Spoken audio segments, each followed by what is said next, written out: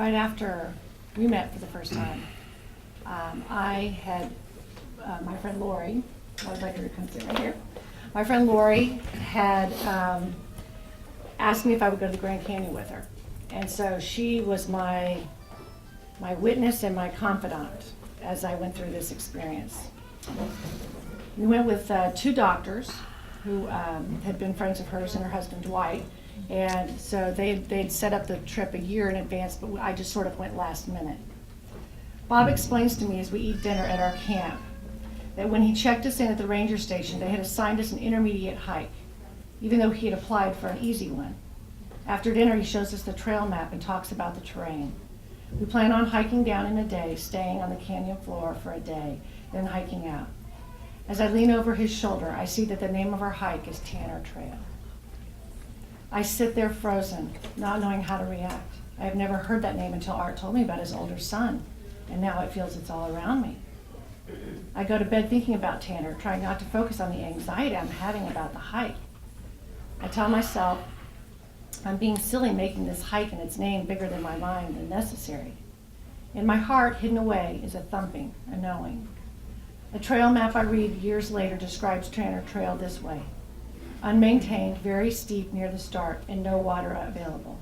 Tanner's Trail starts at Lippin Point, descends a side canyon, passes around 2 large mesas, then drops more gently through open land to the river. It's an 8-mile route that descends 4,600 feet to the Colorado River. The hike is recommended for the more experienced canyoneer, and there's no water and little shade along the path, though the trail is in good condition and relatively easy to follow. As we will shortly discover, to say that Tanner Trail is steep is an understatement. To say that we are inexperienced hikers is an even greater understatement. We just have to take the trail that we've been assigned and make the best of it. I will learn that there is another force at work here. I just didn't know it yet. I take the lead after the break and find myself hiking at a steady pace. We agree in advance to stop for another water break so I don't worry about going on ahead. I begin to find a rhythm, a meditation in my own steps. As I look out onto the trail, I start to enjoy myself for the first time. Alone, that in itself is a miracle. That I want to be alone and enjoy the peace of it. I've been asking myself for that gift from above for the past year.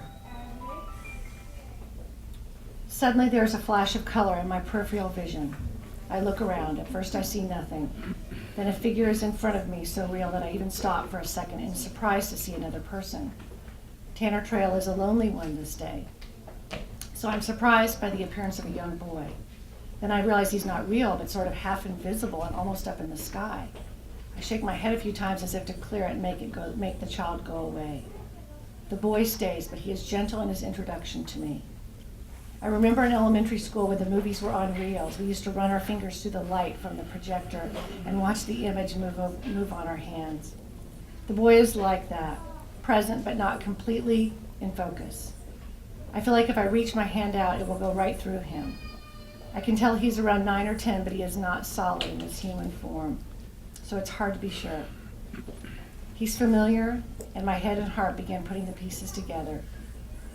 I'm a little afraid, but more than anything is my sense of awe. Lori, do you see anything unusual? I ask. No. Where? Nothing. I was just checking, I say purposely, taking long breaths. From there, I begin to have experiences with Tanner, and his main message, what he really wanted his dad to know, is that they were there where they were and that they were okay. And that was his main reason for coming in the beginning, and he told me certain things he was wearing. He showed me things that had been their favorite clothes, trips they had taken, to sort of prove to me and to Art that it was real. But what was a beautiful experience, and I've told Lori this many times, is to have a friend who's willing to go through that with you, to be your witness, and to love you through it, and to believe you when you think you're crazy.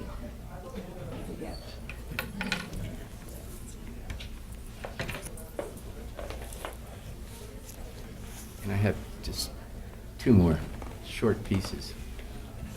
First is a chapter called The Mystery of Hope. The day has come. All my tears and pain and prayers and hopes are met in this moment. And once again, I am waiting for God.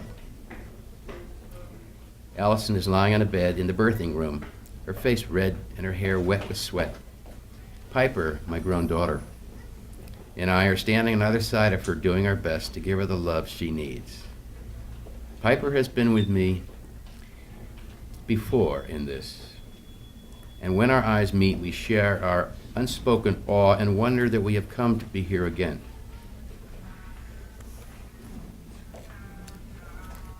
Grief has held me in its grip for 22 months now, and I can literally feel it beginning to lift away. Ryder slides smoothly out of his mother into my hands. The last time I held a son, he was leaving this world. Now I am bringing one into life.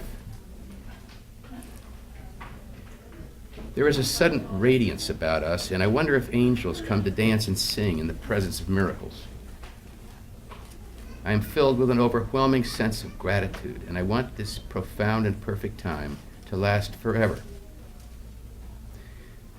I look into Ryder's tiny face as he yells out his first breath, proclaiming his arrival, and I say to him almost silently, "Ryder man, oh, how much I'm going to love you.